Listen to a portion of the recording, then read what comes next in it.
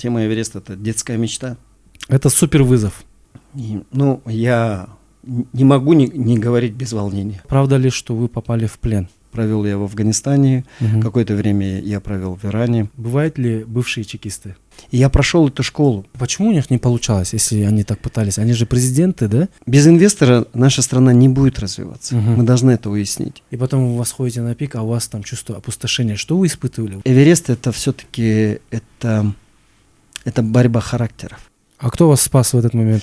Эркекче, жигитче айтам, да, я өлімге даяр болчумун, да. Подумал, зачем он это сделал? Я не снимал украинский флаг. Он является диктатором. Но я считаю, что ошибки — часть нашей жизни, может быть, очень важная часть нашей жизни.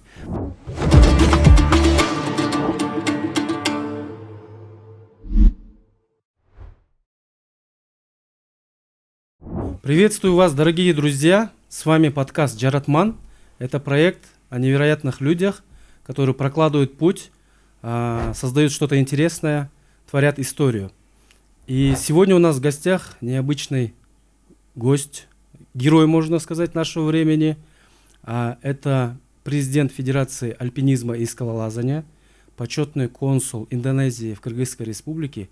Ну а самое главное, это первый кыргыз, который зашел на самую высокую точку планеты, на Эверест, Эдуард Кубатов. Добро пожаловать. Чалам, Рахмат, спасибо огромное. Спасибо.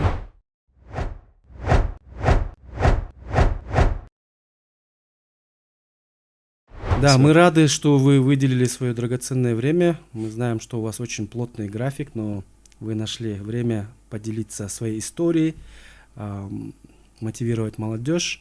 У вас это очень классно получается. Я знаю, что вы после восхождения недавно написали книгу «Мой Эверест». Это ваш первый опыт. Как вообще пришла идея? Почему вы это сделали? Спасибо огромное за приглашение. Для меня это очень важно. Вы знаете, быть твоим собеседником и рассказать историю, поговорить честно о собственной истории и об экспедиции на Эверест будет правильно, потому что, мне кажется, это будет интересно для наших читателей и слушателей. Да, это мой первый опыт. Я впервые после экспедиции Эвереста столкнулся с такой необходимостью, что нужно написать книгу. Дело в том, что, видите, после Эвереста я выступал по всей стране. Более 80 больших выступлений было в университетах, на молодежных площадках. Я для себя понял, что эта история вызывает большой интерес у общественности и особенно у молодежи. И тогда я для себя посчитал, что это моя ответственность, и я должен подробно и честно описать о том, что происходило со мной на Эвересте. Вот. И эта книга посвящена экспедиции, это экспедиционная хроника. И сейчас с 25 декабря я делал презентацию книги, и я вижу, что есть большой общественный интерес, и у этой книги, я надеюсь, появится много почитателей и людей, которым будет интересна эта история. Но это мой первый опыт. И вы знаете, я хочу четко сказать, написать книгу — это примерно пройти такой же путь, как восхождение к Эвересту, потому что было много сомнений, было много вещей, и я многие вещи не понимал. Мне приходилось практически делать, расширять дневники, и я шел путем просто из одной главы ко второй, из одного дня во второй день. Но для меня было очень важно честно и откровенно передать все, что происходило со мной внутри экспедиции. И я надеюсь, что это у меня получилось. Поэтому это мой первый опыт.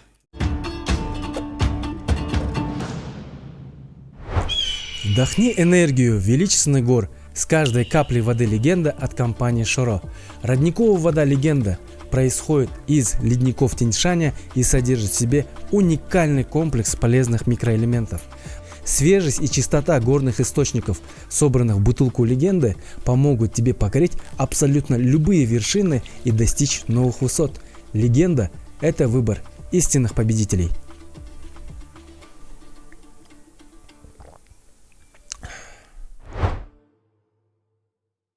К восхождению на Эверест мы обязательно вернемся. Но давайте чуть пленочку отмотаем назад. Ага. И я у многих, практически у всех наших героев спрашиваю про их детство. Да. Потому что, мне кажется, именно в детстве формируются какие-то качества личности, которые в будущем могут предопределять этот путь, да? Вообще, можете рассказать про свое детство, где вы родились, про свою семью, и, может быть, какой-нибудь самый яркий момент из детства, да, который отчасти показывает ваше будущее, да, вот характер, там, смелость, мужество, еще что-то. Я родился на Иссыкуле, я родился в селе Ойбулак, в обычной, простой сельской семье, в семье обычных тружеников. Мой отец Джумакадыр был простым работником колхоза имени Фрунзе. Мама была лаборантом, медсестрой и иногда заменяла местного врача в местной участковой больнице. Вот и у меня есть младший брат, он на 1,5 года младше меня. Вот. К сожалению, отец очень рано умер. Мне было чуть больше 10 лет, как отец ушел из жизни.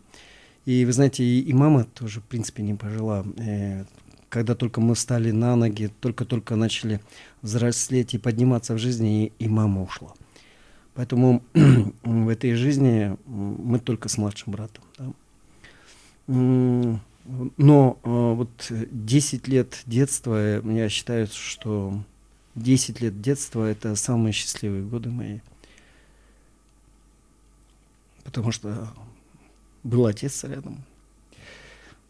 Но в целом, я считаю, что для меня было большой привилегией родиться в этой семье, потому что отец создавал вот эту мощнейшую добавленную стоимость. Это в детстве привить любовь к книгам, к знаниям, потом его походы, его истории, рассказы. И по большому счету, я даже в этой книге описываю, что тема Эвереста, тема Эвереста — это детская мечта. Вы об этом уже мечтали в детстве? Да, вы знаете, в 9 лет когда мне отец рассказывал про Эверест, про горную систему, про шерпа Тенцинга Норгея, я уже в 9 лет знал о том, что есть шерпы, есть Эверест, и о том, что в 1953 году эта гора была открыта миру. И его вот эти рассказы у костра, в походах, в горах, они, конечно, и это создало во мне вот это стремление когда-нибудь в этой жизни оказаться на высшей точке. То есть это ваш отец заложил интерес к этому, да? Отец вообще был невероятно, несмотря на то, что у него не было высшего образования, у отца была невероятная такая природная просвещенность. Он был очень начитанный, творчески очень развитый человек. Он рисовал невероятные картины, рисунки, занимался графикой, резьбой по дереву, писал стихи. Но при этом очень был такой стеснительный, достаточно закрытый, как бы человек жил в своем мире. Но вы знаете, он пожил немного, практически там, ему, может быть, было 34 года, когда он умер, да, но он, видимо, ощущал, что жизнь уходит, и сумел вот последние годы дать очень много для нас, да. Ну, мы в 5 лет научились играть в шахматы. Мы читали книги с таким упоением, что в сельской библиотеке не осталось ни одной книги, которую мы не перечитали с младшим братом. Поэтому ему приходилось ездить в Тюб, в районный центр, и оттуда привозить книги. И у нас даже, вы знаете, в селе, в рубленном казацком доме, у нас было 2 комнаты, просто были завалены книгами. И вот это его отношение ко мне, отношение к младшему брату, отношение к жизни, к природе, к знаниям, они стали просто очень ключевыми вещами. То есть фундамент тогда был заложен, да? Да, и представляете, мне сейчас 51, и все, что связано с отцом,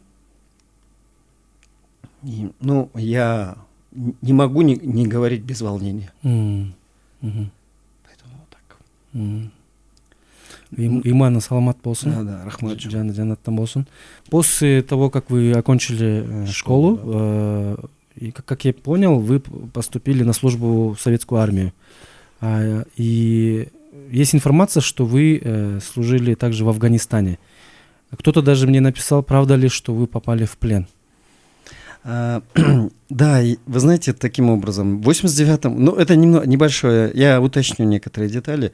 В 89-м году я был 17-летний юноша и поступил в военное училище. Курганское высшее военно-политическое училище авиационное. И я поступил в экспериментальный факультет военной экстремальной психологии. И там было очень ограниченное количество курсантов. И это был очень интересный факультет, связан именно с военной психологией, изучением военных коллективов и людей в боевых условиях, боевых экстремальных действий. Да. Вот, но в Афганистан я попал, да, у меня военное начало, конечно, я кадровый офицер, потом я служил в органах национальной безопасности.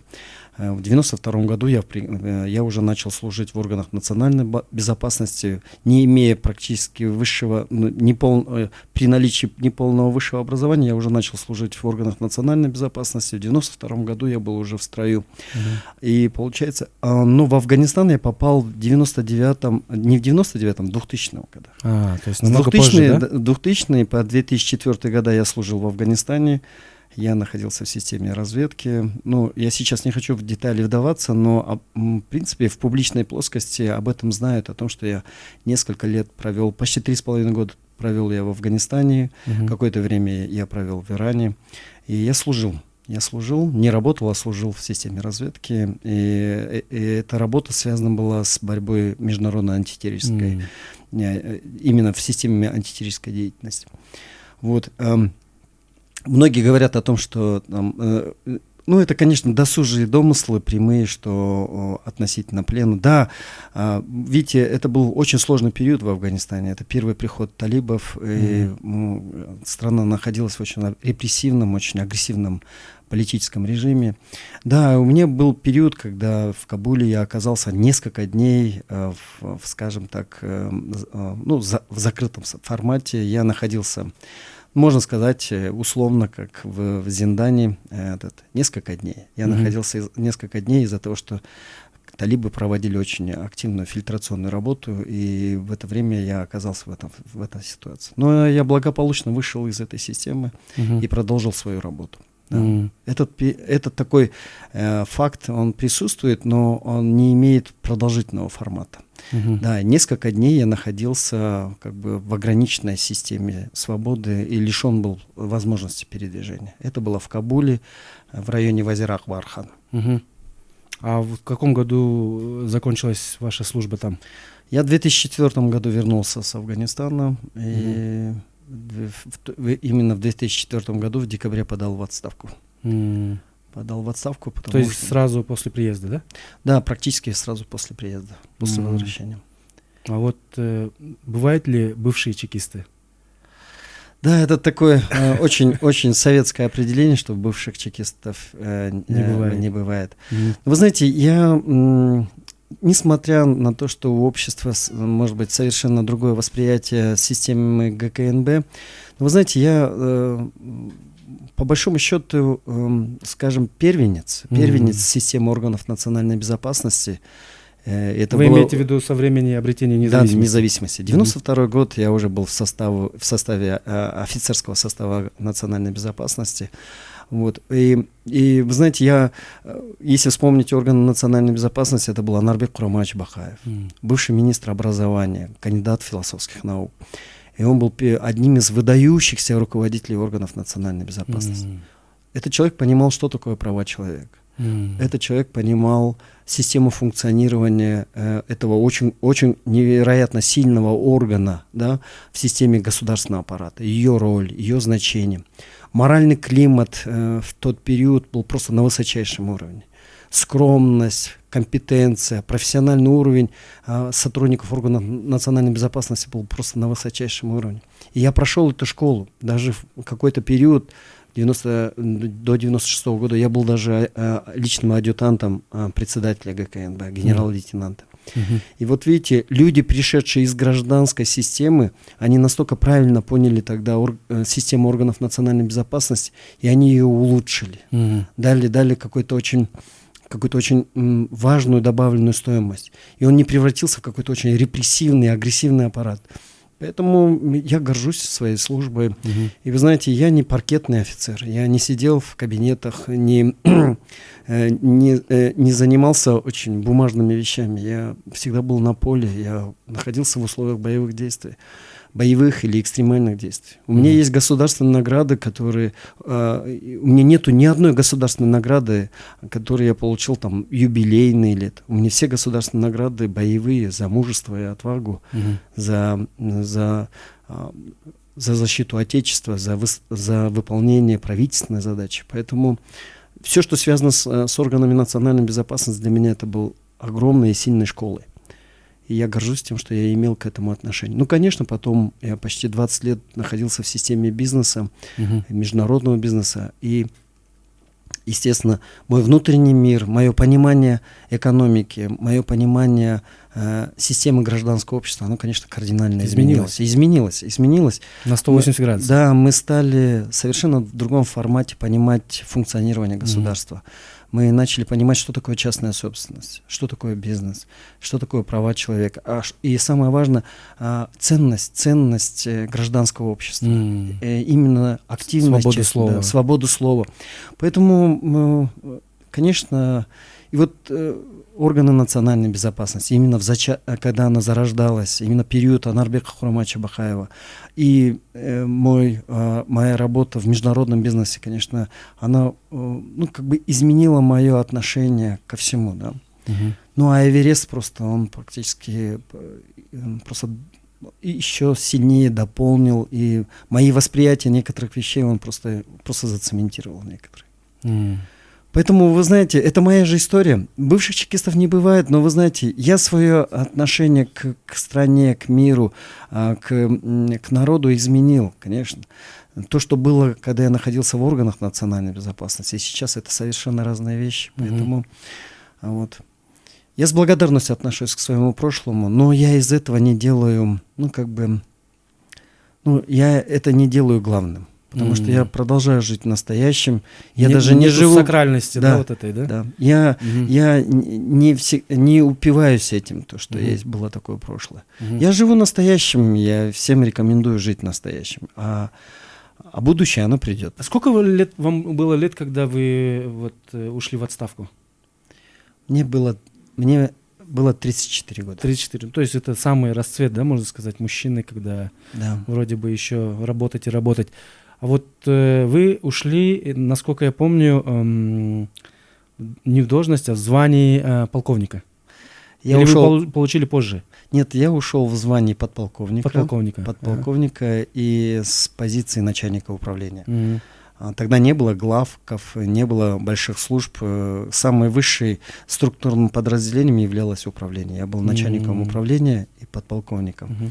А каким вы были руководителем тогда? Не хочу возвращаться, но я был достаточно жестким руководителем, но мои ученики, мои соратники не соврут, не дадут соврать. Я был очень жестким руководителем, достаточно, я считаю, был эффективным руководителем, потому что я работал в очень экстремальных условиях, и со мной работала в Афганистане целая группа офицеров, и я сумел их сохранить, и никто не получил ранения. Мы, благополучно выполнив задачу, всей группой вернулись. Вот.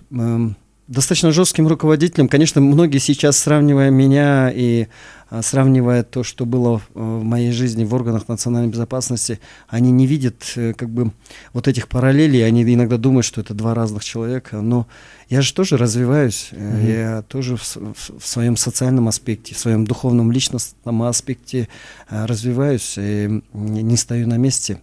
То, что было актуально и важно в моей системе, когда я должен был принимать очень ответственные и жесткие решения. Я должен был за свои решения нести свою полную ответственность. Были человеческие судьбы, это боевые условия, всегда ты находишься под риском. Конечно, ты проявлял очень жесткий характер и очень, жесткие требования к системе управления и единоначалия. Но когда я оказался в бизнесе и, стал частным лицом, моя суть и мое отношение к жизни, к людям, оно изменилось. В какую сторону изменилось? Я не могу сказать, что оно в лучшую, но я точно изменился в сторону того, что я, скажем, может быть, даже, может быть, это как бы громко сказано, может быть, все-таки я стал чуть-чуть лучше в человеческом плане. То есть более человечным, более мягким. Человечным, более... Я не могу сказать, что совсем мягким, но я стал более человечным, более внимательным. С меня ушло это высокомерие, эта жесткость, малодоступность к людям. Я сейчас достаточно открытый человек, и я как бы и продолжаю в этом формате жить. Вот. А как случился вот ваш переход, когда вы ушли в отставку и переход в такую бизнес-среду, да? Как это произошло? Ну, вы знаете, я ушел в отставку, в принципе, я мог бы продолжать работать, продолжать служить и мог бы, вероятно, достичь, возможно, каких-то определенных высот в системе органов национальной безопасности. Но у меня произошел трагический случай, когда погиб офицер. На боевом задании погиб офицер, и мой первый заместитель получил очень серьезные увечья. И я тогда для себя посчитал, что я несу тоже моральную ответственность за своих подчиненных. И это стало причиной того, что я принял ответственность и ушел в отставку. То есть это было ваше собственное желание? Да, это было мое собственное желание, это было очень трудное желание, и это было очень трудное решение. Но я считаю, что это было честное решение. Но вы знаете, о котором вы не жалеете? Я не жалею, но вы знаете, как... когда уходил в отставку, я уходил никуда. Я кроме работы... То есть у вас не было запасного аэродрома, который не вы было. подготовили? Многие думают, что у меня были готовые условия для бизнеса или в международных проектах. Нет, я ушел в пустоту, и мне потребовалось... 2005 год я занимался поиском работы, возможностью собственной реализации уже в частном секторе. Вот. Поэтому это был 2005 год был очень тяжелый для меня год. Но так получилось, что меня заметили вообще в другой крупной международной бизнес-компании, заметили мои ресурсы, возможности и предложили мне работать. И я вообще в бизнесе начинал с простого консультанта и вырос до практически заместителя председателя совета директоров многомиллиардной компании. Поэтому таким образом. Ну, консультантом обычно называют тех людей, которые в компаниях больших, да, корпорациях, есть такие консультанты а-ля директор по непонятным вопросам, да? И обычно туда приглашают людей, у которых есть опыт работы в силовых структурах. Да, возможно, это так, потому что мне приходилось много решать бизнес-вопросов, снимать многие риски для большой бизнес-корпорации, скажем, инвестиционного холдинга, снимать риски в Таджикистане, в Азербайджане, а потом позже в Афганистане уже как частное лицо, не как военное лицо. Поэтому я начинал с позиции консультанта. И потом вы выросли и дошли до совета директоров Центеры. Да, это был можно сказать, моя последняя должностная позиция в бизнесе. Я в 2016 году участвовал в открытом конкурсе на замещение независимого директора в Центере. И из 63 кандидатов я прошел. Вы единственный, кто прошел? Нет, нас прошло 3 человека, 3 человека, ага. Даже 5. 5 человек приняли высший балл. Но когда кыргызская сторона запросила Канаду и агентство по ценным бумагам, финансового регулятора Канады, запросила, кто из 5 кандидатов является наиболее соответствует статусу независимого директора, который не должен был отражать интересы одного акционера, а защищать позиции всех акционеров.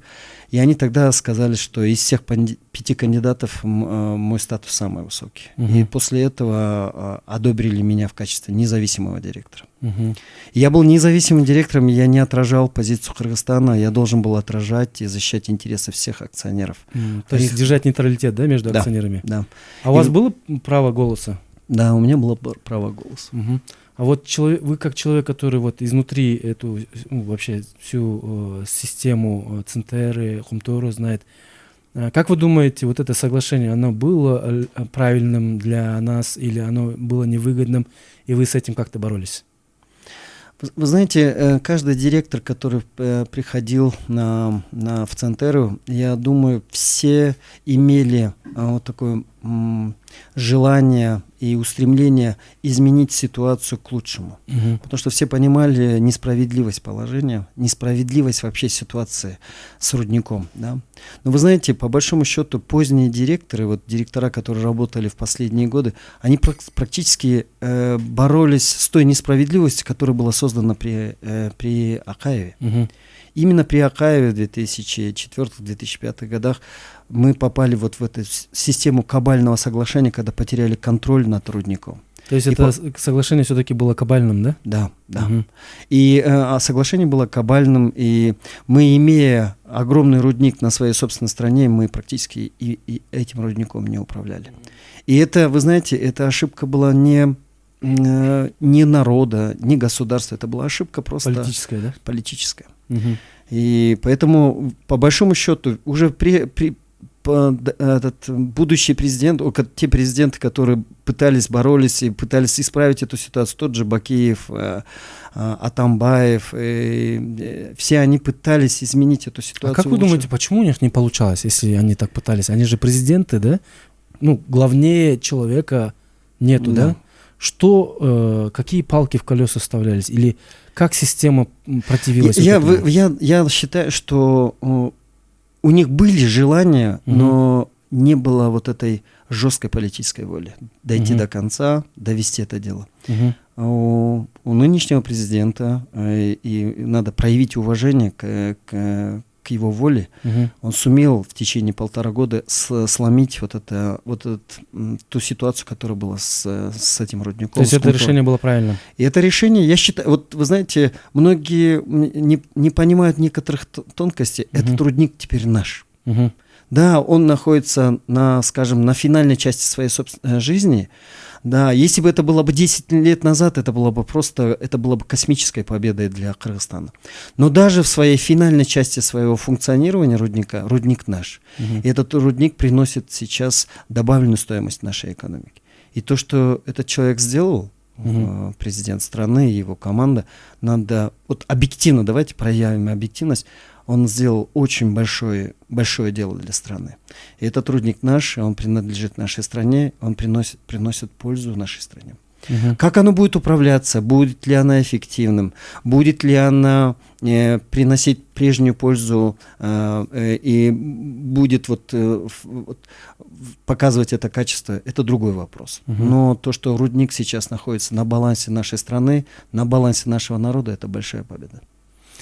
Насколько я знаю, то ли в Саудовской Аравии, то ли в Арабских Эмиратах существует закон на государственном уровне, что все ископаемые, которые добываются на территории страны, то ли 70, то ли 80% должны остаться в этой стране. Как вы думаете, вообще можно ли эту практику применить у нас в государстве? Потому что у нас тоже есть, месторождение но это все закрыто этой пеленой тайны.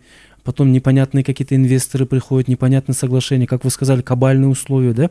Можно ли вы просто так взять отрезать и сказать, 70% наши, 30% инвесторы, пожалуйста, приходите, заходите, разрабатывайте и работайте, да? Я думаю, это немного другая, все-таки разная ситуация.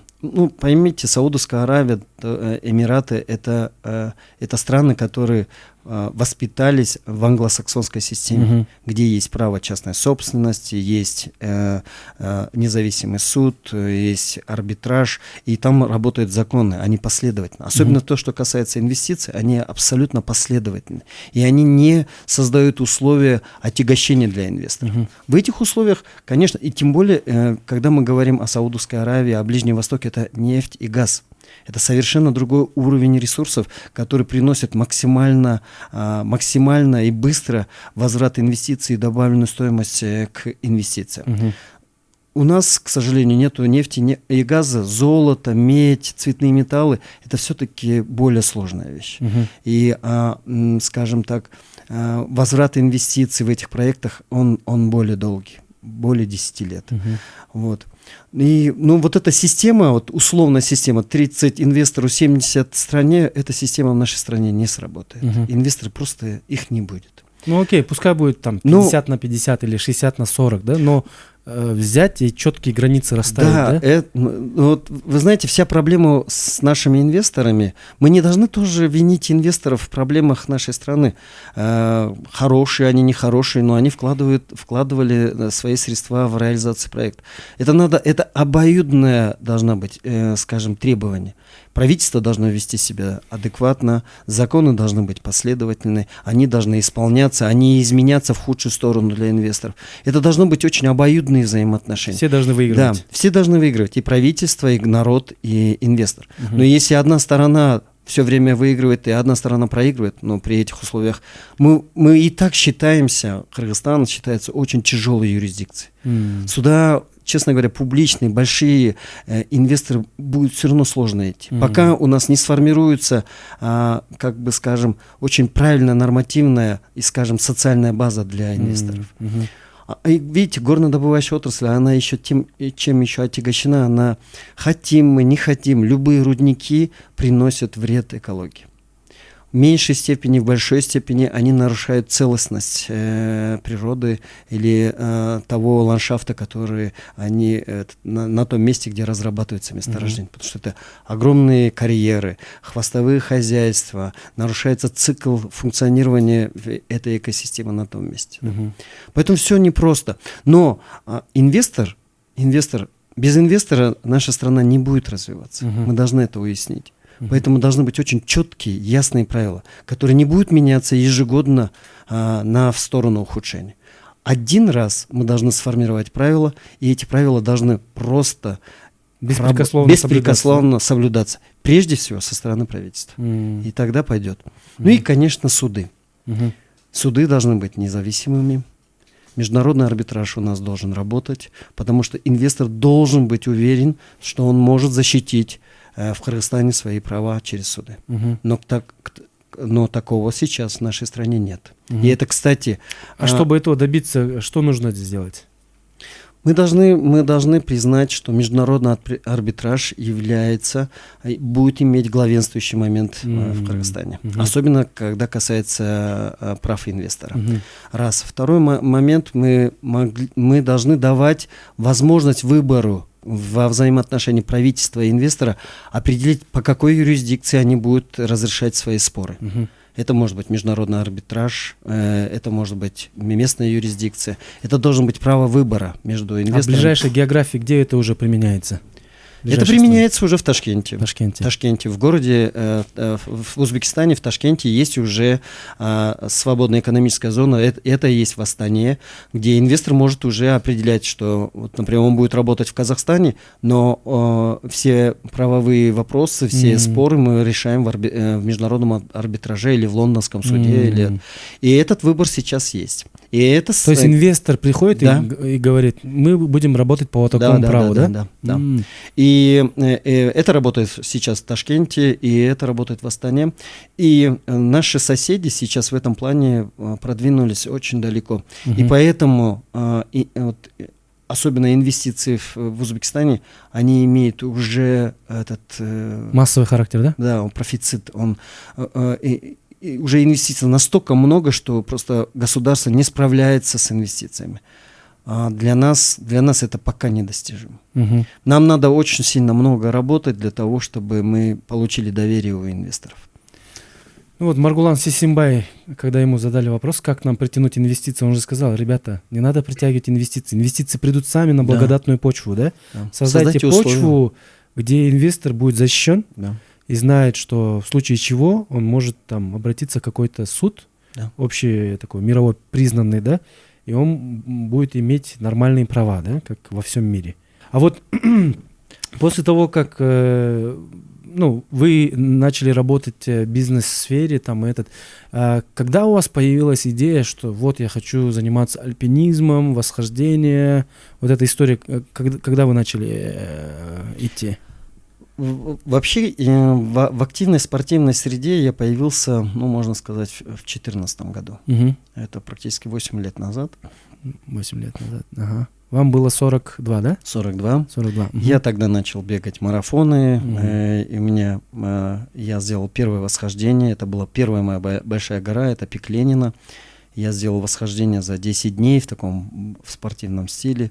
И вот тогда у меня появилась уверенность, что у меня есть какая-то определенная предрасположенность к высотному альпинизму, и все пошло. Мгм. А Да. вот 40 лет у вас что-то случилось, что вы решили заняться спортом? Вот что вас подтолкнуло к этому? Ну, вы знаете, я, когда учился в военном училище, я выполнил нормативы кандидата мастера спорта Советского Союза по боксу. Мгм. Я выигрывал региональные соревнования.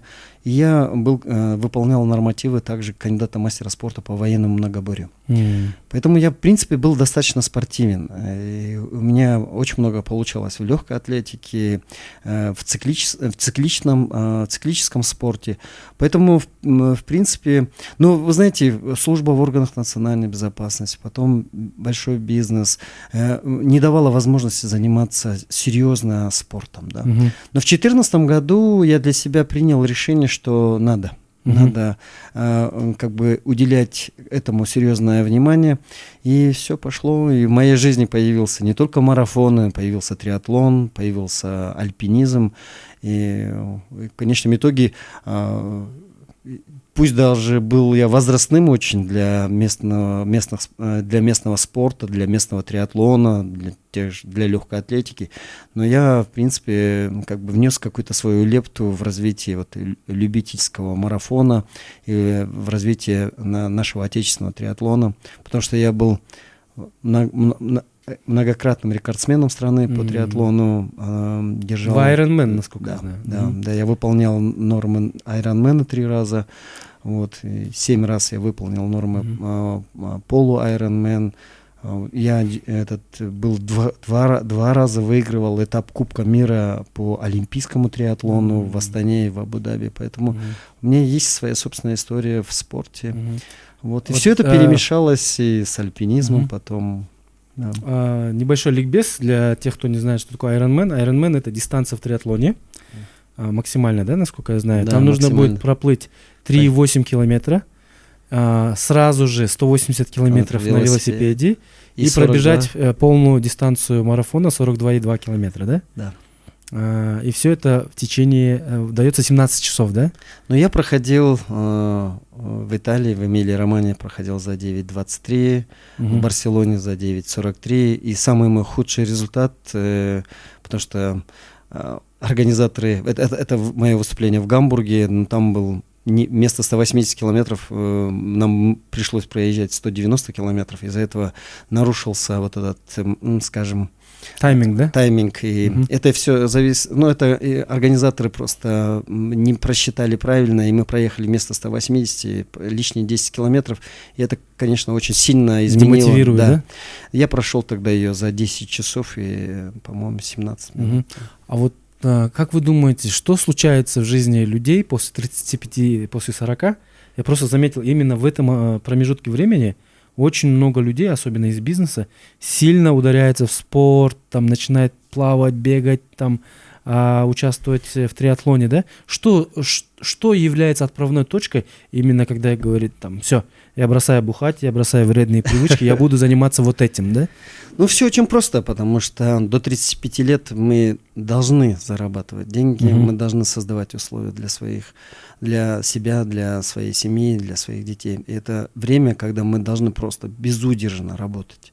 Работать, пахать, создавать вот эту добавленную стоимость для семьи, для детей, для себя. Вот. А после 35, когда мы достигаем определенных успехов в бизнесе, в общественной жизни, мы понимаем, что не все главное, не все крутится вокруг дуньё, не все крутится вокруг материальных вещей, и мы начинаем, ну и мы становимся уже мудрее, и мы выходим на другой уровень, когда мы начинаем думать о жизни не только как предмет между семьей и работой. У нас появляется увлечение, у нас появляется в жизни спорт. Поэтому я считаю, что это очень, очень объективно и очень, ну, как бы очевидно, что после 35 лет люди осознанно приходят к спорту. Потому что мы начинаем уже стареть, и каждый хочет держать себя в форме. Или нами занимается после 40 лет больницы, или мы займемся спортом и сможем сохранить свою вот эту физическую и духовную оболочку на долгие года. А вот спорт является же сублимацией войны, да, грубо говоря, то есть метафорично, да? Да. Что я занимаюсь спортом, то есть я являюсь хорошим воином, да, или я являюсь полководцем, да? Да. И это, есть ли там желание, вот внутреннее желание доказать окружающим, что я альфа, что я еще могу, да? Да, я думаю, здесь ничего страшного нет. Это нормально. Это основа. Это вообще все, что связано со спортом, с большим спортом, это преодоление. Преодоление. И, естественно, ты преодолеваешь, ты становишься сильнее, ты начинаешь обгонять, становиться лучше, чем другие. Естественно, вот эта тема альфа-самца, она будет обязательно появляться. В спорте тема альфа-самца, она всегда присутствует. Потому что ты как в стае. И ты из этой стаи выкарабкиваешься в лидеры. Из лидеров ты превращаешься еще больше. И это нескончаемое движение. Потом надо понимать, спорт не только преодоление, это же еще дисциплина, это самоотверженность.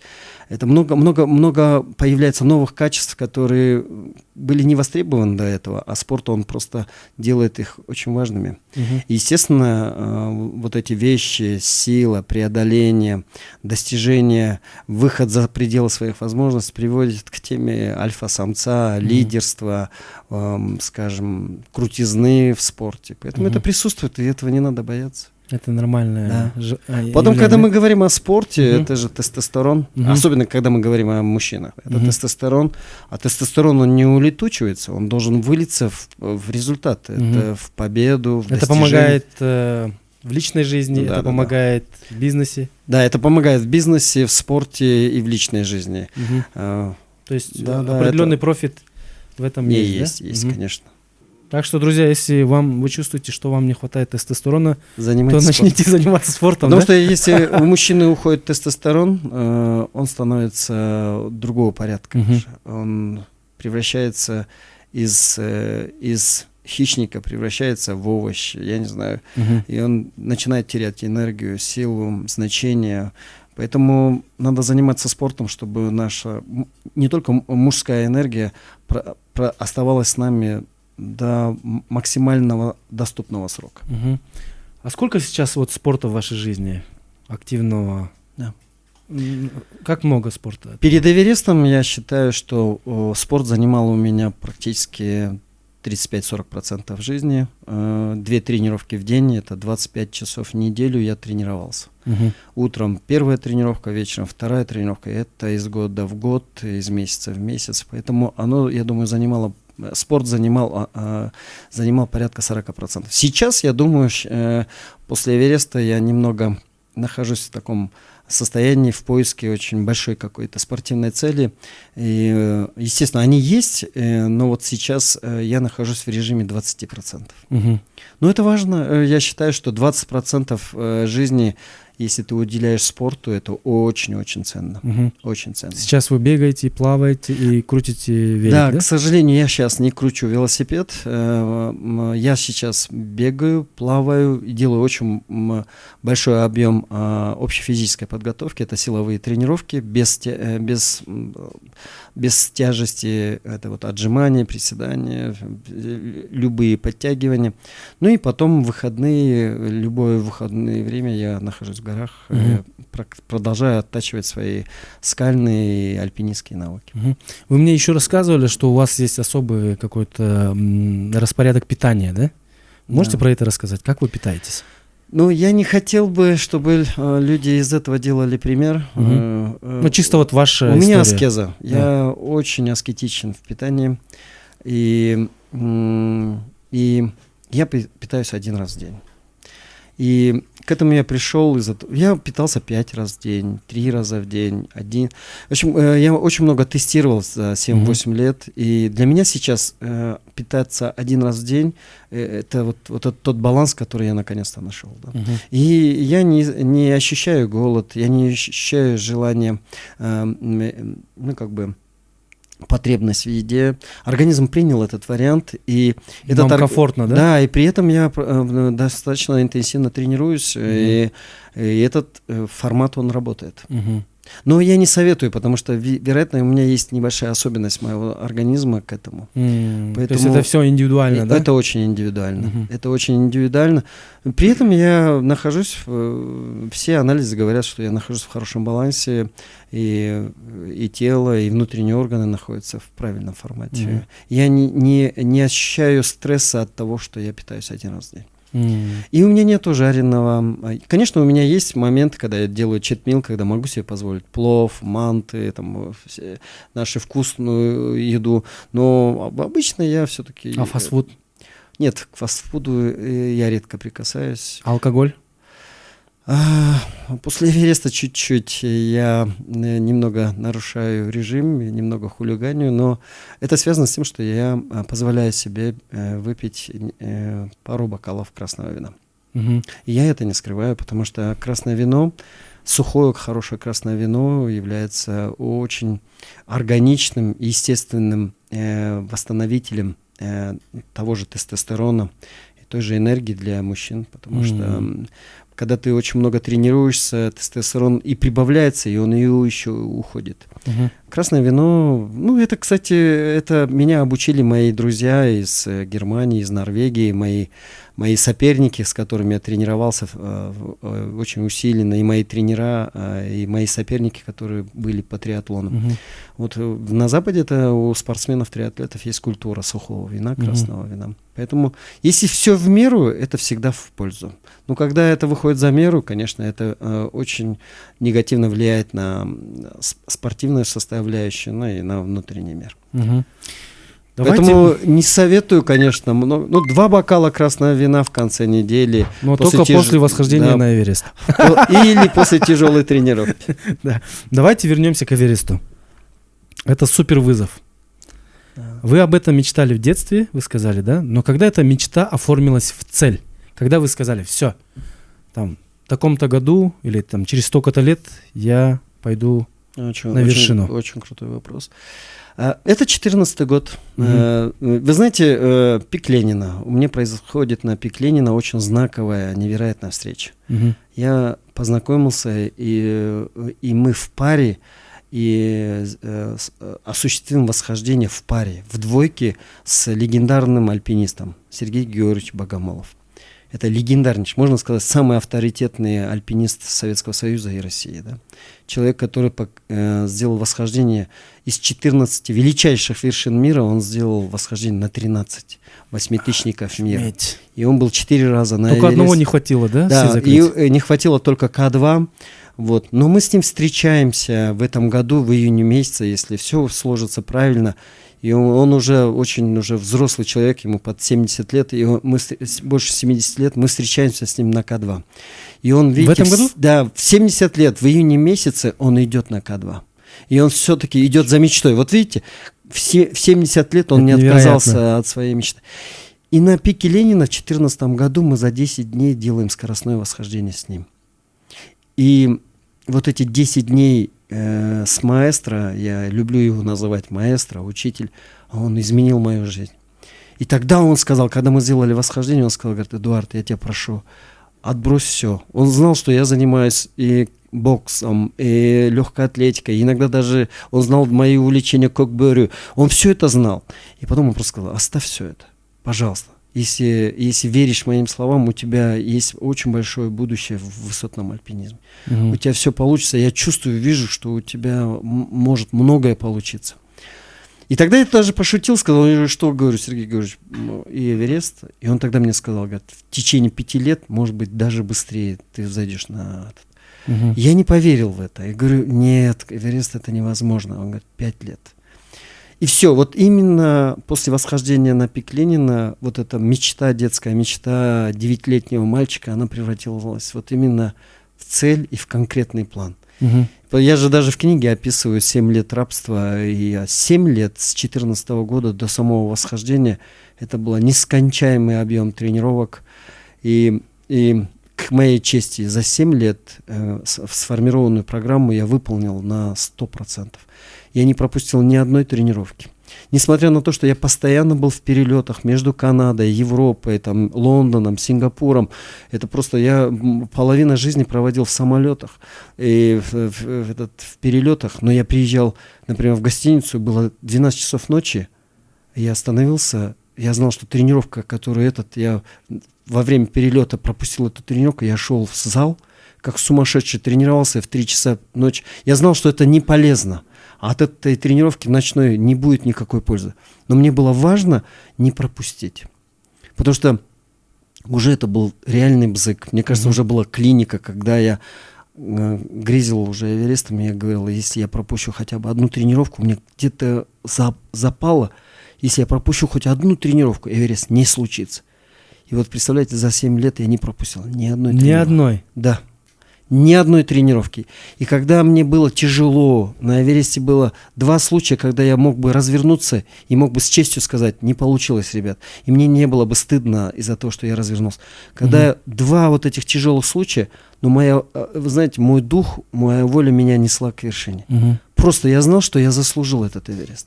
Я заслужил ее терпением и упорством, вот этой работой и этой верой в Эверест.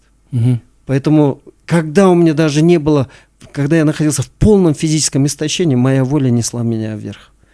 И, за 7 лет вы не пропустили ни одну тренировку. И вот я, когда сейчас говорю себе, я смогу подняться на Эверест еще раз. Алла Таалам гесер кылдырбасын, пусть мои слова не будут звучать слишком высоко. Я смогу подняться на Эверест еще раз, может быть, даже несколько раз. Но я не смогу прожить эти 7 лет в том формате, который я прожил перед Эверестом. Вот это практически невозможно пройти. Это к теме, что важнее, сама цель или ее путь. Да? А что важнее? Конечно. Для меня вот они равнозначны. И путь имеет для меня огромное значение, и цель. Без этой пути не было бы цели, достижения. Если бы не было бы цели, не было бы пути. Поэтому все очень взаимосвязано. Но вы на протяжении этого пути насладились им? Или это для вас было мучение, мука, да, большая? Ты знаешь, это было все. Это была настоящая каторга, но в то же время я был в предвкушении Эвереста, я ждал и ожидал, я верил в то, что я смогу взойти. Я знал, что вот этот невероятно тяжелый, тяжкий труд когда-нибудь воздастся, и у меня будет такой результат, такое достижение, которое просто, скажем, оправдает все эти 7 лет тяжелейших тренировок. Так и случилось, и я благодарен судьбе и Всевышнему за это. Как вы зашли на пик, и вы опубликовали вот это видео, оно было очень эмоциональным. И не было ли у вас такого, что вот вы 7 лет шли, столько труда, столько жертв, можно сказать, да, когда вы от чего-то отказываетесь, и потом вы восходите на пик, а у вас там чувство опустошения. Что вы испытывали в этот момент? Очень тяжелый вопрос, конечно. Но для себя я на Эвересте уточнил 2 очень ключевые вещи. Когда я шел на восхождение в штурмовой день, для меня Эверест имел просто невероятное значение. Это было практически это была колоссальная жизненная цель. Я ради нее, ради Эвереста, готов был просто даже пойти, готов был отдать самое ценное. Я даже был готов к смерти. Я не хочу говорить высокопарно, но эркекче, жигитче айтам, да, я өлімге даяр болчумун, да. Я был готов к смерти. И я считаю, что именно вот эта готовность, внутренняя готовность даже к смерти, и именно это привело меня к Эвересту. Но когда ты идешь к Эвересту, Эверест имеет невероятное значение. Жизнь уходит на 2-й, на 3-й план, только Эверест. Но когда ты достигаешь Эвереста, Эверест уходит в 15-й план. Он уходит на 2-й, на 3-й план. И жизнь становится главной задачей. На Эвересте, на вершине. Почему ты опустошен, да? Ты констатируешь для себя, что ты достиг цели, но ты понимаешь, что борьба за жизнь не закончена. Цель уже есть, она уже позади. теперь нужно бороться за жизнь. Надо спуститься и выжить, потому что 80% альпинистов погибают на спуске. И понимаешь, на Эвересте, на вершине, Эверест уже не имел никакого значения. Только жизнь и вот это желание выжить имело первостепенное значение. Поэтому ты опустошен. Но я, даже когда выдал вот этот на кыргызском обращении, сделал эти фотографии, это был очень тяжелый момент, но я не терял концентрации. Я не хотел, чтобы эмоции начали преобладать надо мной. Я не хотел проявлять жалости к себе или других вещей. Я не хотел... По видео видно было, что вам захотелось плакать в этот момент.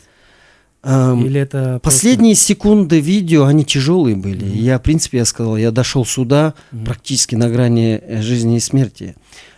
Да, и я благодарен, что я сумел сохранить вот эту...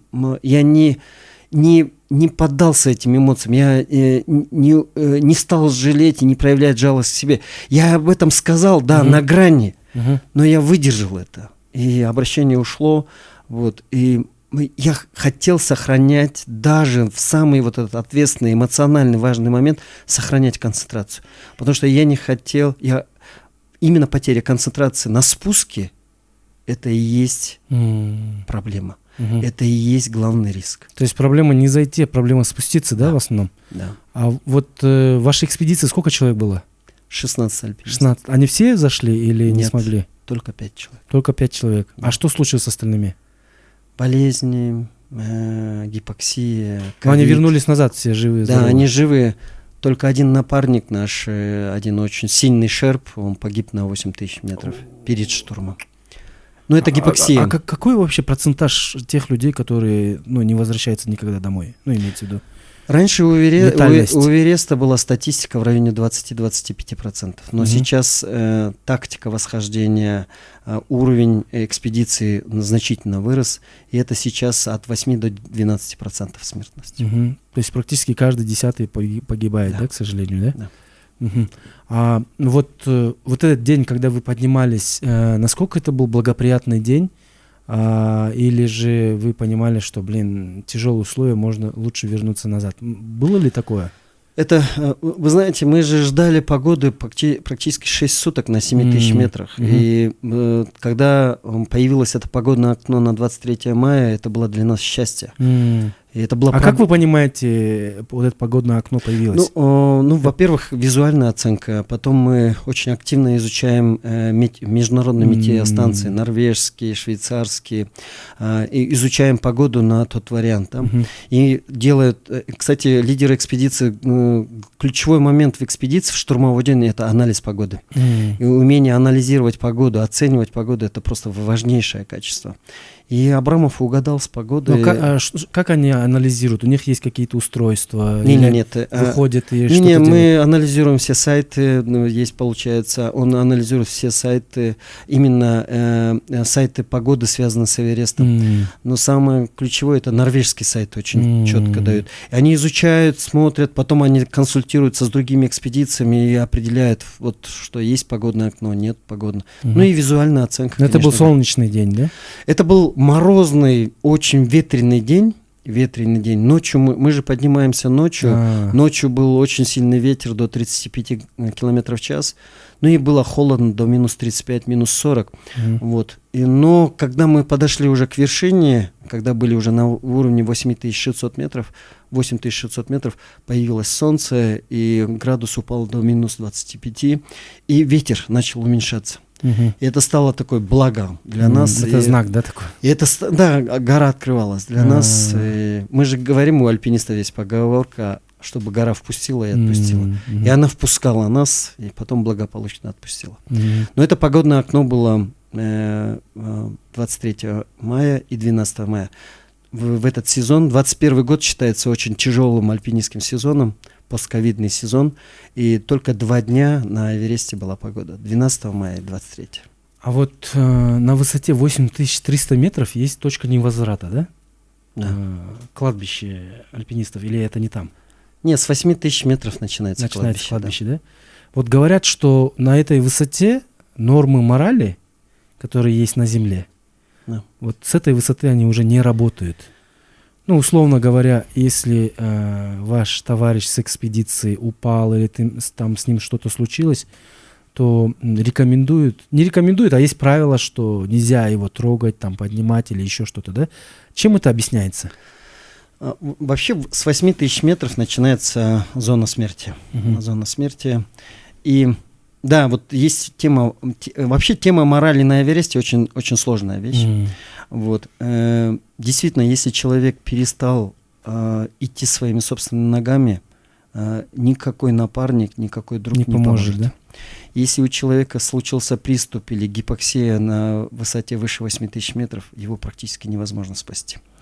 Если альпинист перестал функционировать самостоятельно, его невозможно спасти. Мы знаем, что это отложенная смерть, что он еще может будет жить еще пару часов, но точно ты не поможешь ему. Поэтому у Эвереста сложилась гора без морали, да, то, что друг друга оставляет, напарник напарника оставляет. Но здесь есть очень серьезное альпинистское объяснение. На 8600, на 8700 метров спустить человека, который перестал самостоятельно передвигаться, невозможно. И эта тема связана с отложенной смертью. Мужественные люди это принимают. И они говорят, не надо мне помогать, пожалуйста, спускайтесь, оставляйте меня. И они принимают эту смерть. Некоторые цепляются за жизнь, пытаются, чтобы их спустили, но это практически невозможно. Поэтому таким образом. Вот. Но в нашей экспедиции, я описываю это также в книге, что наша экспедиция была, я считаю, что в нашей экспедиции была мораль. Потому что мы 4 человека, которые взошли единовременно, это Анна Перемиловская, Даниэла Волфсон, Георгий Шулепов и я, мы вот именно в штурмовой день оказывали просто невероятные, мы проявляли качество поддержки, взаимовыручки, и мы друг друга помогая вышли. Я шел первым, Георгий Шулепов вторым, девчонки замыкали, но мы все сделали для того, чтобы мы вместе зашли. А сложнее самому первому, наверное, да? Да, ты возглавляешь экспедицию, формируешь темп, формируешь качество. А был ли у вас момент, наверное, на последних сотнях метров, когда вы хотели это все бросить, или вот такого сомнения этого уже там нету? Нет, это такой вопрос, который иногда появляется среди друзей и журналистов. Нет, у меня не было ни одного момента, ни одной секунды отказаться от восхождения. Нет, я знал, что я смогу дойти. То есть у вас какая-то моральная подготовка тоже была? Да, и, кстати, это очень важно. Иногда даже это важнее, чем твоя физическая подготовка. Дело в том, что Эверест это все-таки это борьба характеров. Это не борьба физических твоих кондиций, это характер. Физически ты уже истощен к 8000 метров. Ты идешь практически на нуле. У тебя в бензобаке 0 литров, но ты все равно идешь и двигаешься. И тебя наверх, на вершину ведет только твой характер и воля. Поэтому волевые качества на Эвересте приобретают в зоне смерти приобретают именно первостепенное значение. Поэтому у меня когда даже у меня был кризис, когда были проблемы с кислородом, когда я понимал, что я настолько истощен, что могу просто погибнуть, единственная вещь, которая меня продолжала двигать вперед, это воля и характер. А были ли мысли о смерти, что вот, я не увижу свою семью, не возвращусь, или такого не было? Ну, это было. Было, да? Это было на ступеньках Хиллари, когда кислородная маска заледенела, и ко мне вообще перестал поступать кислород, и я моментально начал терять сознание. Но все знают, что на уровне 9000 метров, если ты теряешь сознание, ты встречаешься со смертью. Это все, конец, да? Да, я когда терял сознание, я понимал, я осознавал, что я ухожу, но я думаю, внутри себя я продолжал верить, что я смогу вернуть сознание и выжить. 40 секунд... Вот я в книге описываю бесконечно. Вы 40 секунд были без сознания? Без сознания. А что вы в этот момент видели? Или просто темнота? Видел детей своих, видел небо, видел Эверест. Я уходил с открытыми глазами. А кто вас спас в этот момент? Да, мой шерп, он дал свой кислород? Нет, он сменил, он вернул мою резервную маску, которая была, У него, видите, на 8600 метров у него был кризис. Я отдал свою резервную маску, а по инструкции альпинистской я не должен был давать резервную маску, потому что резервная маска — это и есть гарантия твоей жизни. Но я, не задумываясь, отдал эту маску ему, и это было как бы наше напарничество, наша дружба, это наше как бы братство. И когда он почувствовал, что я теряю сознание, он вернул эту маску мне, а свою маску отогрел внутри комбинезона. И через 40 секунд подача кислорода была восстановлена, и я вернулся к жизни. И для меня Шерп, Лакпа на этой вершине, на высшей точке Эвереста имел самую главную ценность. Но мы эту ценность заслужили нашей дружбой. То, что мы делили груз, мы делили все тяготы вместе. И он никогда не носил груз больше, чем я. Мы все делали вместе. И это было и уважение, и братство, и дружба. Поэтому на Эвересте есть мораль. Есть мораль, да? Есть место для человеческих ценностей, да? Восхождение на Эверест — это супер вызов, да? Мало кто вообще способен на такое. И чему вот этот период в вашей жизни вас научил? Какая самая главная мораль? Что вы извлекли из этого? Главная ценность моего восхождения — это мое отношение к жизни. Мне 51 сейчас, в 49 лет. Я просто для себя понял, насколько ценна, многогранна и интересна жизнь. И я теряя сознание, практически умирая за 80 метров до вершины Эвереста, я просто понял для себя, что жизнь имеет просто невероятную ценность. И именно банальная вещь — просто жить, видеть, дышать, иметь детей, друзей, город, страну, жить настоящим. Я иногда это говорю, может быть, эмоционально. Перестаньте жить прошлым. Прошлое забыто, оно есть, оно должно остаться воспоминанием, но нельзя жить прошлым. И нельзя жить будущим, ожидая, что завтра будет лучше, послезавтра будет лучше, или, извиняюсь, через пару лет. Нет. Весь смысл этой жизни в том, что жить полной грудью здесь и сейчас. Именно настоящая жизнь. И вот сейчас я вот это не утерял, с каждым днем это качество только приумножается во мне. Я просыпаюсь с радостью. Я делаю свою работу, свою жизнь, этот день провожу с благодарностью, то, что она у меня есть. И я получаю этот день, это настоящее. И я возвращаю этому настоящему свое искреннее отношение. Я пытаюсь сделать какие-то добрые вещи. Может быть, небольшие, но приносить какую-то пользу. И это работает. И когда заканчивается день, я понимаю, что он был для меня не бесполезным, он был важным, очень, может быть, одним из самых важных дней моей жизни. Я пытаюсь жить каждый день таким, чтобы он был самым важным в моей жизни. И вот тогда мы приобретаем вообще иной смысл. И, понимаете, 90% людей заблуждаются, когда живут не так. А Эверест мне дал эту ценность. Понимание собственной жизни, собственной роли, собственной ценности. А вот как недавно один из боксеров, Бивол, по-моему, сказал после боя, да, насколько я помню, с Альваресом. Получается, есть путь из Токмака в Лас-Вегас, да?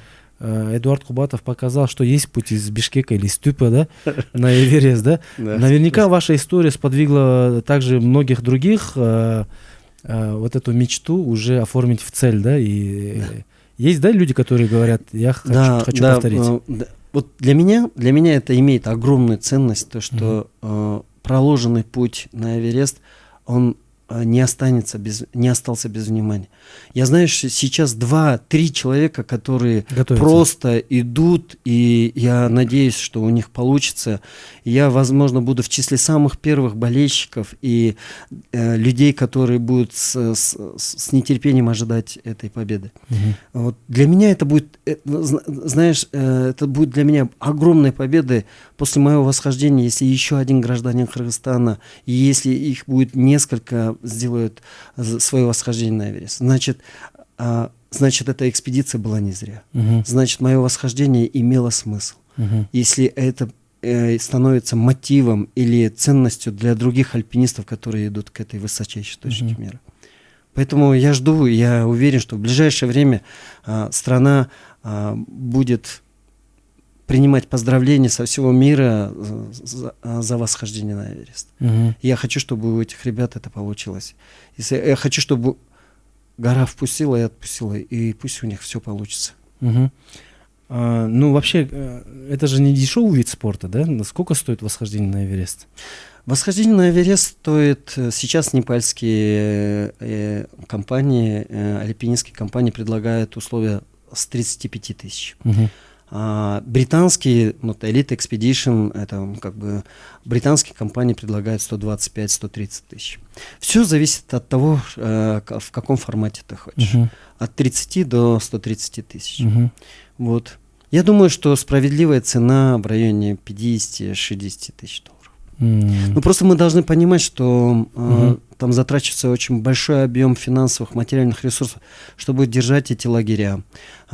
Все продукты питания, все вещи доставляются или вертолетом, или 100 километров доставляются гужевым транспортом или людьми. Поэтому вот этот бюджет имеет под собой очень серьезное реальное обоснование. Да. Чтобы не ошибиться в датах, я вот записал для себя. 3 февраля в Южной Америке на горе Аконкагуа, да? Это высшая точка Южной Америки. Да, в Аргентине, да? Да, в Аргентине. Вы установили флаг Кыргызстана. Да. 27 мая 2022 года вы сняли флаг Украины на одном из пиков Кыргызстана. Вот многие задаются вопросом, ну, вы устанавливаете флаги на других пиках, да? А у нас сняли флаг, дружественной страны, можно сказать, да? Да. Какая логика в этом? Да, это очень хороший вопрос, потому что общественность не совсем правильно приняла мое решение. И, вы знаете, я считаю, что когда появился украинский флаг на пике Путина, на Кыргызском хребте, на нашей территории, я считаю, что это все-таки было связано с некой такой внешнеполитической провокацией. И я не хотел, чтобы страна была втянута в какой-то внешнеполитический аспект. Представляете, готовится Высший совет ЕС в Бишкеке, и накануне проведения высшего саммита появляется флаг Украины на пике Путина, и вот эта ситуация. Но вы знаете, на пике Путина стоит только один треножник. И там пусть даже старые, обветшалые, но на этом треножнике висел кыргызский флаг. Для того, чтобы повесить украинский флаг, нужно было убрать кыргызский флаг. Пусть даже разорванный. И к Украине у меня огромное уважение. К тому, что происходит. История даст ответ на все эти вопросы. Да? Но я считаю, что то, что происходит между Украиной и Россией, оно должно разрешиться. Я хочу, как военный человек, я хочу быстрого, мирного разрешения, чтобы эта ситуация закончилась, чтобы они пришли к какому-то очень правильному решению, чтобы эта война закончилась. И, вы знаете, в тот момент я просто вернул кыргызский флаг на законное место. А украинский флаг, ребят, это другие альпинисты. Это было ваше личное решение, да? Честно говоря, это было и мое личное решение, и это была и просьба со стороны, скажем так, государства. Но, вы знаете, давайте таким образом, я хочу просто еще раз сказать об этом. Кыргызстан не должен становиться или ареной, или предметом внешнеполитической провокации. Мы потом в BBC вместе говорили на эту тему, я рассказывал в подробности эти вещи. И я лично не прикасался к украинскому флагу. Я не снимал украинский флаг лично. Да? Я повесил свой кыргызский флаг на том месте, где висел кыргызский флаг. На кыргызской вершине, пусть даже он именуется в честь лидера другой страны. я вернул кыргызский флаг на его законное место. Мгм. И в этом, я считаю, есть моя правда. Мгм. 27 февраля прошлого года, насколько помню, Александр Лукашенко вручил вам высшую награду для Это в иностранцев. январе. В январе. В январе. Да. Франциско Скорины, да, насколько Да, я это помню? высшая награда для иностранного гражданина. Ну, это вообще крутое событие, что руководители других стран награждают наших граждан за какой-то поступок, да. Но вообще вопрос к самому Лукашенко, да, он является, ну, на мой взгляд, он является диктатором, и я считаю, что диктаторы, они должны быть не рукопожатными, да. Вот в вашем поступке, честно говоря, я вас очень сильно уважаю, но вот этот поступок, когда я прочитал, я такой подумал, блин, зачем он это сделал, да, можно же было не ездить, можно же было, ну, принять эту награду, но не встречаться с ним, да, потому что мне кажется, что когда такие люди, как вы, встречаются с диктаторами, пожимают руки, это легитимизирует автократов и диктаторов. Вот у вас в этом поступке какая была логика? Ну, во-первых, у меня нету политической привязанности к той или иной системе. Я не политизирован абсолютно во многих вещах. Это, я не знаю, вы знаете, я не хочу вдаваться в подробности, но это законно избранный президент. Беларусь является членом ООН, и страна развивается в каком-то в своем собственном аспекте, и он является руководителем этой страны. И у меня не было причин, как бы личной неприязни к нему. Да, говорят о том, он даже сам признается, что он последний диктатор Европы, да. Но я видел, и многие люди, которые знают Белоруссию и видят, что происходит в Беларуси, они понимают, что Беларусь это, в принципе, развивается. И развивается достаточно динамично. И я когда приехал в Минск, я давно не был в Минске, я увидел огромные разительные изменения в этой стране. Работает промышленность, сельское хозяйство. Да, может быть, не все в порядке в политических аспектах, не все в порядке в политических конкуренции, во внутренних аспектах. Но я гражданин Кыргызстана, какое я имею право давать оценку белорусскому лидеру? И когда... У меня тоже был момент, когда я мог отказаться и не поехать, но на тот момент... Вы знаете, эта же награда была связана с тем, что я и Георгий Шелепов участвовали в спасении белорусского альпиниста, который имел кризис из-за ковида. Была спасательная операция. Потом, когда мы поняли, что мы сумели спасти внутри экспедиции Вадим Фролов, это белорусский альпинист, член нашей экспедиции, он же предложил поднять мне белорусский флаг. Я сказал, не смогу, я подниму только кыргызский флаг. Но он передал копию Знамени Победы, которая поднималась в Берлине 9 мая. И это копия флага Белорусского фронта. И с учетом того, что я, кстати, к Великой Отечественной войне, ко Второй мировой войне отношусь очень трепетно, потому что я потерял двух своих дедов, один под Сталинградом, второй под Курском, один дошел до Берлина, стал героем Советского Союза. Для меня, я вырос на рассказах своего отца и своих старших братьев, которые рассказывали о лишениях, которые они видели после войны и в военное время. Поэтому в знак памяти об этой войне, в знак памяти своих предков, которые положили свою жизнь ради победы, я поднял этот флаг. Я после кыргызского флага, своего кыргызского обращения на кыргызском языке, я поднял флаг именно победы. Мы с Георгием Шелеповым подняли, и белорусский президент это оценил в положительном формате, что и он оценил это, и я поехал только в дань памяти своих предков и тех людей, которые положили свою жизнь. Ну, а когда мы говорим о Беларуси, мы должны понимать, что 35% мужского населения Беларуси было уничтожено на этой войне. Мы должны также об этом говорить. Белоруссия, как нация, как народ, могла потеряться из-за отсутствия практически мужского населения. Для них это имеет огромную ценность. Возможно, флаг Победы для белорусов имеет большее значение, даже красно-зеленый флаг, государственный флаг самой Беларуси. И я поехал только дань памяти предков и людей, которые отдали свою жизнь. Вот и все. И да, и меня он принял, вручил награду.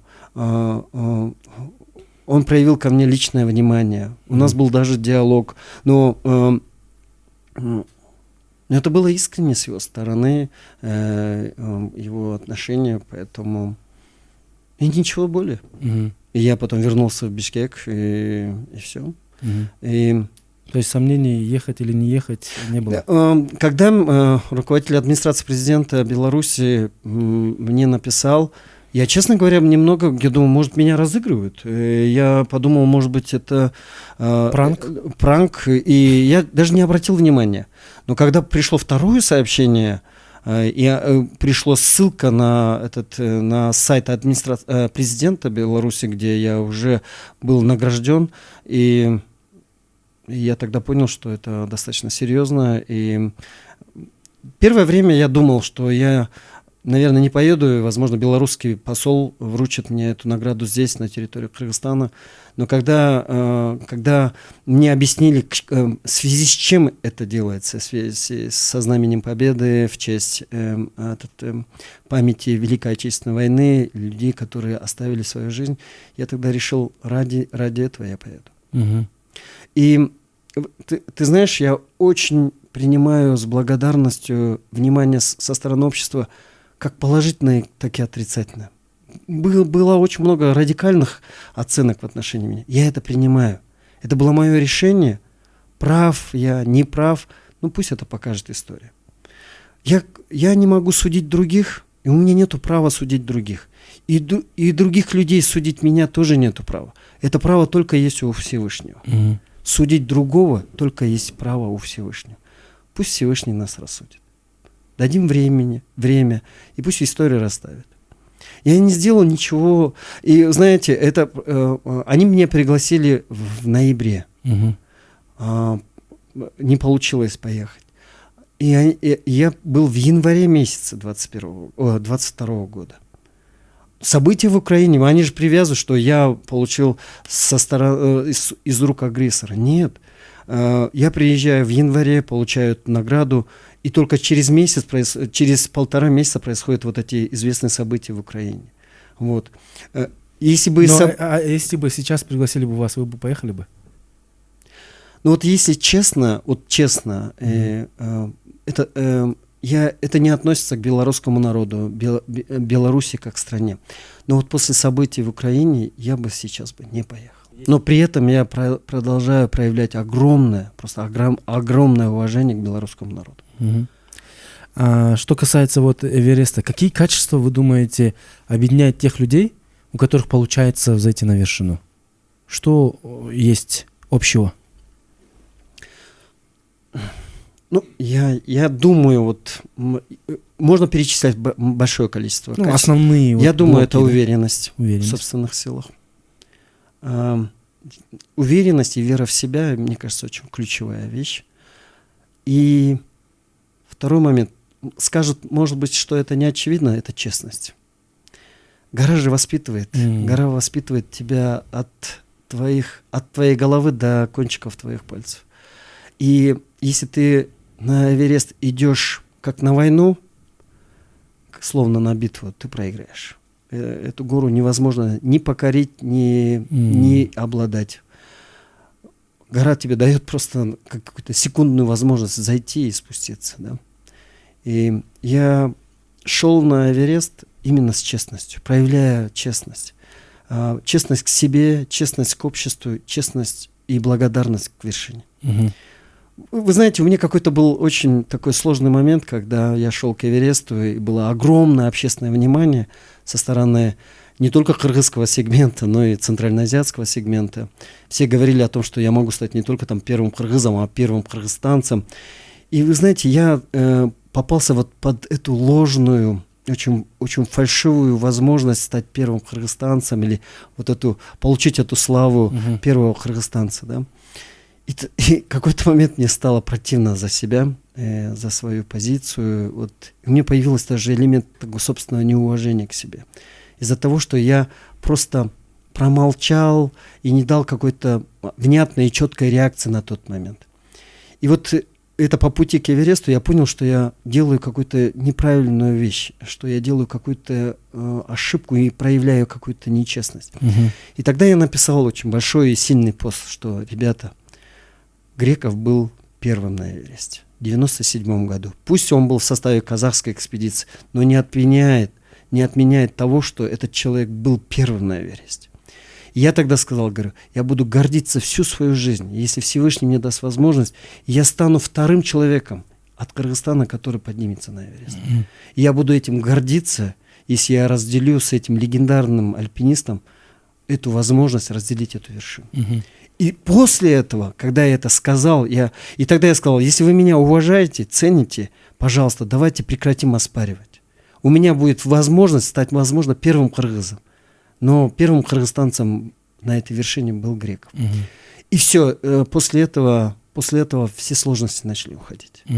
И когда ты очищен, когда твоя честность с тобой, когда твое уважение к себе, к собственному «я» вернулось на место, это просто дает тебе внутреннюю силу и вот этот тот драйв, который позволяет тебе идти на вершину. Честность и благодарность. То есть, когда эго говорит, было бы хорошо, чтобы про меня говорили, что я первый, вы решили это отодвинуть и сказать, давай, по чесноку, да? Да. Был человек, который тоже взошел, он из Кыргызстана, может быть, даже является гражданином другой страны, может быть, в составе другой экспедиции поднимался, но все равно он является нашим соотечественником, да? И поэтому я говорю, что Эдуард Кубатов первый кыргыз. Да. Но для нас это тоже важно, понимаете? Да. Потому что вы как ледокол, да, который вот это прорубил лед, да, и показывает путь. И когда, у нас мы счастливые люди в том плане, что есть наши современники, скажем так, да, которые показывают этот путь, и у тебя есть еще возможность общаться вот так, да, то это тоже большая часть, да? Для меня тоже это ценность. Спасибо огромное. И какие вообще есть правила жизни Эдуарда Кубатова, основные правила жизни, которые вам помогают и в бизнесе, и в отношениях с людьми, и в спорте, если основные такие тезисы? Этот вопрос очень часто задается, и он очень сложный, очень сложный. Опять же, как по теме Эвереста можно бы рассказать о многих качествах, но я малоталантливый человек. Бог не дал мне каких-то невероятных качеств или свойств. Я обычный человек, но я считаю, когда я оборачиваюсь назад, что в моей жизни я сумел добиться многих сильных вещей только своим упорством и дисциплиной. Упорство и дисциплина. И несмотря на все возможности, когда мне казалось, что весь мир от меня отвернулся, когда даже весь мир, даже не когда я думал, что когда весь мир от меня отворачивался, моя вера в себя оставалась непоколебимой. Я понимал, что я могу многое исправить, я могу многое изменить. Я хочу сказать, это вера в себя и упорство, и, конечно, дисциплина. И эти вещи, мне кажется, и характеризуют меня как и спортсмена, и как офицера, и как человека. А какой бы вы совет дали себе молодому 20-30-летнему? Совсем молодому, да? Молодость — это период, очень ключевой период, где мы делаем очень много ошибок. Но я хотел бы сказать себе, чтобы я, несмотря на все свои ошибки, продолжал двигаться, продолжал мечтать, продолжал идти к своей цели. Потому что это время больших ошибок, больших и малых ошибок, но именно эти ошибки иногда ломают человека, делают невозможным дальнейший путь, и иногда он начинает менять свое отношение к своей цели, практически предает свою цель из-за своих ошибок. Но я считаю, что ошибки – часть нашей жизни, может быть, очень важная часть нашей жизни. Потому что без ошибок мы не становимся… Вот отсутствие ошибок – это, я считаю, что это фальшивый человек. Только ошибки делают нас другими, делают нас лучше только наши ошибки. И несмотря на все свои ошибки, я бы молодому Эдуарду посоветовал продолжать двигаться к своей цели. И не оборачиваться, и не смотреть ни на что. Я бы пожелал бы и молодежи. Потому что мы должны быть готовы к тому, что ошибки будут. И даже будут тяжелые, возможно, даже фатальные. Но это не причина останавливать свой путь. Спасибо большое. Спасибо. Это получился, я думаю, очень такой мотивационный выпуск. И было невероятно интересно сегодня с вами общаться. Спасибо огромное. Погрузиться в эту историю, стать ее частью, да. И сегодня вы принесли свою книгу, о которой вы рассказывали в начале нашего разговора. Называется он «Мой Эверест». И давайте сделаем так, что за самые интересные комментарии, да, это будет в Ютубе, за самые интересные комментарии мы сделаем так, что вот эту книгу Эдуард Байке сам лично подпишет и вручит автору этого комментария, да? Да, я это сделаю с огромным удовольствием. Спасибо вам большое. Спасибо. Я желаю вам, чтобы вы еще не раз покорили самые высокие вершины, Спасибо. не только нашей планеты, но и вообще в жизни, да, в спорте. Ваша история очень вдохновляет многих. И спасибо вам вот за личное мужество, за храбрость, за смелость и за то, что вы выделили свое драгоценное время и пришли и сегодня поделились с нами невероятной историей, которая называется «Мой Эверест». Спасибо огромное. Чом рахмат. Чом рахмат. Спасибо.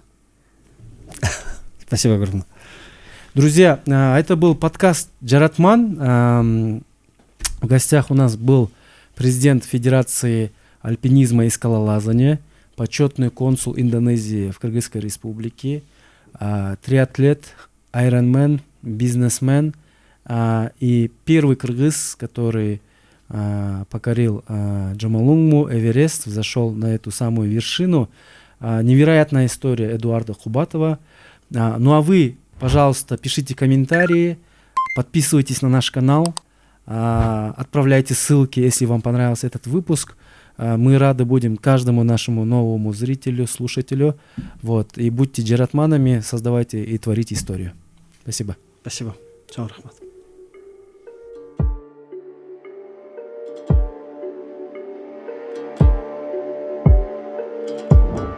Күнделік көксөп алдыға безип алдыға кеттік алдыға түндер есеп қолға құрал сап алдыға еңсеп салдырған күн менен толсын алпырған күчтерің болсын батырда